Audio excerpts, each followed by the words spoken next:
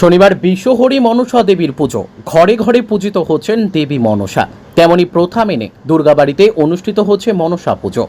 শ্রাবণ মাসের সংক্রান্তি তিথিতে অনুষ্ঠিত হয় মনসা পুজো।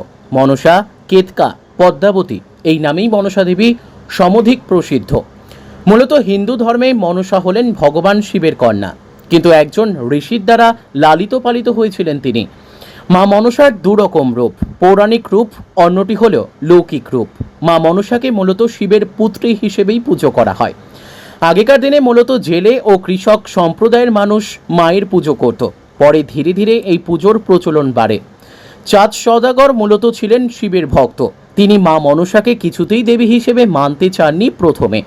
পরে তারই হাতে দেওয়া ফুল দিয়ে প্রথম মর্তালোকে মা মনসার প্রথম পুজো আরম্ভ হয়। দুর্গাবাড়ির পুরোহিত জানিয়েছেন, মা মনসা বিহার, বাংলা, ত্রিপুরা, ওড়িশা, ঝাড়খণ্ড, আসাম এবং উত্তর পূর্ব ভারতের অন্যান্য অংশে এবং উত্তরাখণ্ডে প্রধানত সাপের কামড় প্রতিরোধ ও নিরাময়ের জন্য এবং উর্বরতা ও সমৃদ্ধির জন্য পূজিত হয়ে থাকেন। আজকে শ্রী মনসা পূজার হলো, এটা সংক্রান্তির দিন হয়, শ্রাবণের সংক্রান্তির দিন এই পুজোটা হয়ে থাকে। সবসময় হয়ে আসছে রাজা মন্ত্রীতে।